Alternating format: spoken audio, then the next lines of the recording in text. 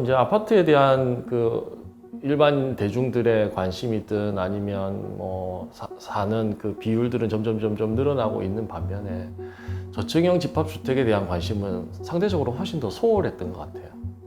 그래서 요 주택에 대한 비율로 보자면 꽤 큰데 이 주택에 대한 뭔가 새로운 제안들이 좀 필요하지 않을까? 그 다음에 요구되고 있는 그 삶의 질을 높일 수 있는 주거의 유형으로 저층형 집합주택도 하나의 대안이 될 수 있지 않을까라는 생각이 들어서 그때부터 이제 관심을 가지기 시작했죠.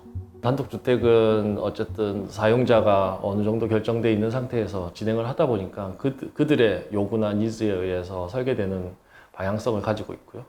반대로 이제 저층형 집합주택 같은 경우에는 익명이 아니라 어쩌면 아직 그 대상이 정해지지 않는 상태에서 진행을 하다 보니까 약간은 포멀한 유형들을 따를 수밖에 없는 한계가 있었거든요. 근데 이제 상대적으로 저층형 집합주택 같은 경우에는 그 평면이 발전할 수 있었던 그 계기나 기회가 상대적으로는 훨씬 없었던 것 같아요. 모든 다가구 다세대가 개인의 니즈나 아니면 뭐 상품화 가능성이 있는 방향으로 꼭 가야 된다고 생각하진 않지만 지금의 큰 주류의 흐름으로 보면 이제 많은 젊은 세대들은 그런 것들을 되게 요구하고 있는 시대적인 상황도 있는 것 같아요.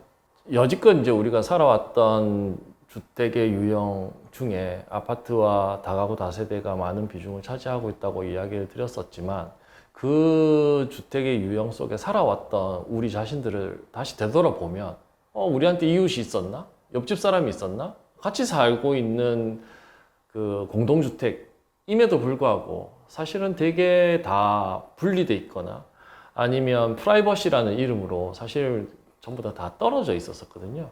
이렇게 사는 삶이 과연 맞는가? 물론 이제 아파트 같은 경우에는 훨씬 더 대규모이다 보니까 인원수가 많아지면 그만큼 익명성이 뭐 드러날 수밖에 없는 어떤 한계가 있잖아요. 근데 반대로 이제 다가구 다세대?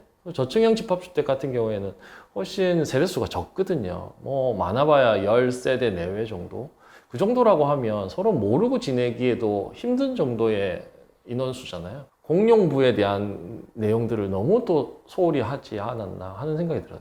그러다 보니까 이제 훨씬 더 개인화되는 그런 집이 되었다고 생각이 들고, 저희가 생각하는 그런 그 개인화된 개별적 그 집보다는 집과 집들의 관계가 아주 느슨하게 관계를 좀 맺었으면 좋겠다. 지금은 이제 1, 2인의 주거로 많이 이제 바뀌어 왔잖아요. 그러다 보니까 사실 개인이 가지고 있는 그 뭐라고 해야 되나, 외로움이라든지, 그런 사회적인 문제들이 이제 하나씩 이제 드러나기 시작하는 거죠. 그러다 보니까 한 명이 살고 있는 집에 이 집들끼리를 이렇게 계속 분리시키는 것이 맞나 하는 생각이 들고요. 그 한 명 한 명끼리 살고 있는 집들을 저희는 이제 조금 느슨하게 연결을 시키자라는 의미에서 다시 예전처럼 똑같은 이웃은 아니지만 새로운 유연한 구성의 어떤 관계들을 만들어내는 그런 집들을 만들어 보는 것들이 필요하지 않나 하는 생각이 들었었던 거죠. 서울시에서 만들어낸 그 서울시 공동주택 인증을 받아야 되는 그 제도가 있는데, 이전부터 이제 저층형 집합주택에서의 그 세대들끼리의 관계나 공용 공간에 대한 역할에 대해서 저희가 꾸준하게 디벨롭을 시켜 왔었고, 그런 과정에 이제 그 인증이라고 하는 그 제도가 있어서 그것들을 이제 결합해서 지금 이제 쓰고 있는 상태이고요. 저희가 이제 공교롭게도 아까 이야기했던 그 공동체 인증을 받아서 할 수 있는 어떤 상황이 되다 보니까 요즘 저희가 이제 이 제도를 통해서 할 수 있는 것들은 동네에 대한 이야기들을 이제 같이 할 수 있는 계기가 됐어요.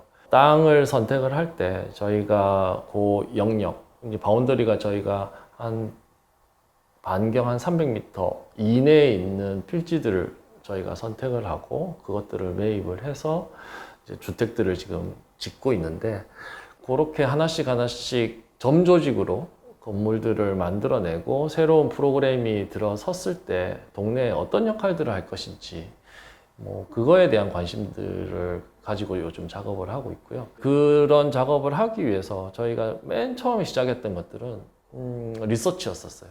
동네에 대한 리서치. 동네를 이루고 있는 구성원들의 성격들은, 연령대들은, 나이는 어떤지, 그 다음에 거주 기간들은 또 어떤지, 그 다음에 이전에 비해서 지금 어떤 변화를 겪어서 동네가 바뀌고 있는지, 이런 부분들은 이제 저희가 면밀히 조사를 했었었고요. 그런 인자들이나 요소들이 동네를 이루고 만들어내는 것에 되게 큰 영향을 미치고 있다고 생각하고요. 보통은 이제 공공의 영역인 도로가 있고, 그 다음에 개인의 영역, 사유지인 이제 대지가 있다고 하면 저희가 이제 건물을 설계를 하다 보면 결국은 도로랑 건물 사이에 남는 사유 공간들이 필수적으로 따를 수밖에 없거든요. 공공의 영역이랑 그 다음에 전용 공간이었던 그 건물 사이의 영역들을 저희가 어떻게 해주는지에 따라서 되게 소극적인 공공의 영역으로서의 역할들을 해낼 수가 있다고 생각이 들어요. 예를 들면 뭐 식재들이 들어온다든지 아니면 약간의 어반 퍼니처의 개념으로, 예를 들면 홍은동 같은 경우에는 나이 많으신 연로하신 분들이 되게 많이 살고 계시거든요. 이제 그런 분들이 이제 땡볕에 걷다가 잠깐 쉴 수 있는 의자가 있다든지 그늘이 있다든지 뭐 그런 것만 하더라도 충분히 그 도로에서 접근할 수 있는, 공공에서 접근할 수 있는 어떤 매개의 역할들을 할 수 있는 게 있다고 생각이 들고요. 공공의 영역에서 그 다음에 개인의 영역으로 넘어가는 과정들을 얼마만큼 부드럽게 레이어를 많이 만들어서 부드럽게 연결하는지에 대한 내용들도 있고, 그 다음에 세대와 세대끼리 연결할 수 있는 공용 공간, 그러니까 복도와 계단들을 또 어떻게 만들어 줄 것인지, 주변에 있는 건물하고의 관계들은 또 어떻게 만들 것인지, 이런 내용들이 하나하나가 사실 고민해야지 되는 중요한 내용들이다 보니까 사실 고민해야지 되는 양들은 훨씬 더 많다고 생각이 들죠. 물론 뭐 저층형 집합주택임에도 불구하고 똑같은 평면으로 쭉 올라가는 게 대부분 일반적이긴 하죠. 근데 이제 저희는 이제 그런 부분들이, 그러면 뭐 아파트랑 뭐가 다른 거야? 라고 생각하는 거죠. 그래서 저희가 저층형 집합주택에서의 가능성들은 아파트와는 다르고 주택과는 다른 그 두 개의 단점들을 합쳐서 장점화시킬 수 있는 결과를 만들어내는 것. 그게 이제 저층형 집합주택의 최대 메리트이기도 하죠.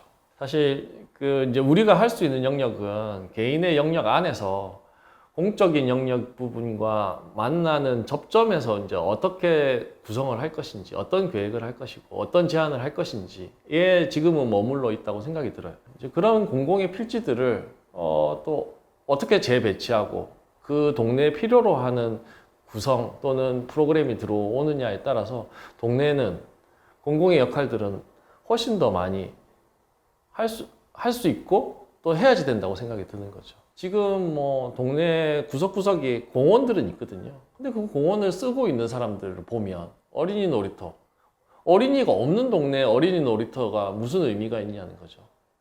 도리어 나이 든 분들이 많다고 하면 그네들을 위한 쉼터를 만들어주는 게 훨씬 맞는 거고, 왜냐하면 동네는 계속 바뀌거든요.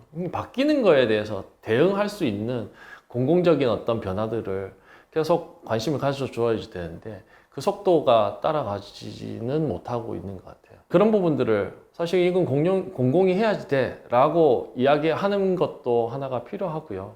또 한 가지는 개인의 영역에서 공공의 영역으로 나갈 수 있는 접점에서 어떤 제스처를 취해주는지에 따라서 동네의 어떤 변화들은 훨씬 더 빨리 바뀌어질 수 있지 않을까.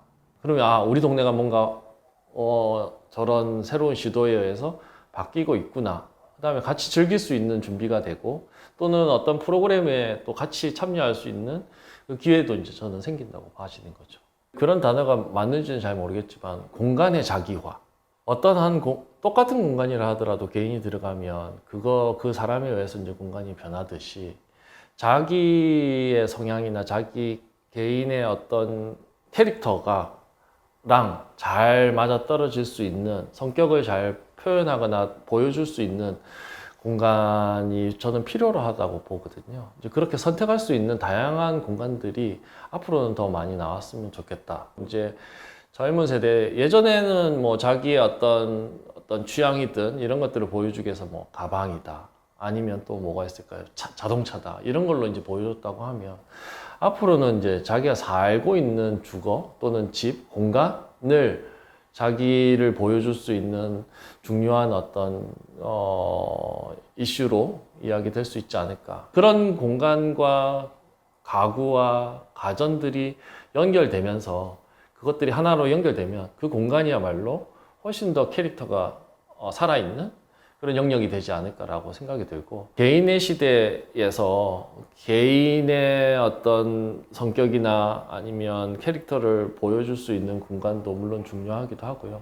그런 개인의 영역들을 연결시킬 수 있는 공적인 영역들이 잘 어우러질 수 있는 미래라고 하면 지금 우리가 살고 있는 저층형 집합주택의 어떤 조금 더 나은 모습들을 볼 수 있지 않을까라는 생각이 듭니다. 그래서 아까 뭐 그 저층형 집합주택이 가지고 있던 안 좋은 이미지들을 새로운 제안들, 좋은 제안들에 의해서 바뀌기 시작하면 더 이상 나는 아파트는 싫어. 나는 이런 집에서 이런 관계로 난 살고 싶어. 라고 하는 그 수가 점점 저는 늘어날 거라고 보고 있습니다. 그 이전에 우리가 이제 기성세대가 우리가 인지하고 있었던 그 프라이버시라는 단어랑 지금 밀리니언 세대가 느끼고 있는 프라이버시는 조금 단어의 성격이 좀 다른 것 같아요. 그 지금 젊은 세대가 가지고 있는 인지하고 있는 그 프라이버시는 훨씬 더 내밀화되어 있는 방향이라기보다도 언제는 자기가 자기의 시간과 영역을 가질 수 있고 어느 시점에서는 자기가 원할 때 그것들을 열어서 외부의 어떤 사람들이든 공간들을 이렇게 갖고 올 수 있는, 연결할 수 있는 그것들을 플렉시블하게 만들어낼 수 있는 게 사실 조금 더 지금 현재 젊은 친구들이 느끼고 있는 프라이버시라고 생각이 들고요. 그러니까 외로움에 대한 이야기들을 했는데 어쨌든 1, 2인 세대가 늘면서 외로움들은 항상 이게 따라올 수밖에 없거든요. 어쩔 수 없이 이제 혼자 살아야지 될 때 그것들이 외로움뿐만 아니라 집에서는 약간의 위로와 위안을 받을 수 있는 공간이어야지 된다고 생각하거든요. 그 말은 뭐냐 하면 자기의 영역이 시간이랑 합쳐져서 건물과 자기가 연결되는 시점이 만들어진다고 하면 그런 시간들이 길어지면 길어질수록 그 공간은 자기화되거든요. 그래서 공간이랑 자기가 떨어져 있는 게 아니라 가까워지면 가까워질수록 그 공간에서 받는 어떤 위안들이 훨씬 더 커질 것이다. 그게 이제 단독주택이나 아니면 저층형 집합주택의 장점이 아닌가 하는 생각이 들죠.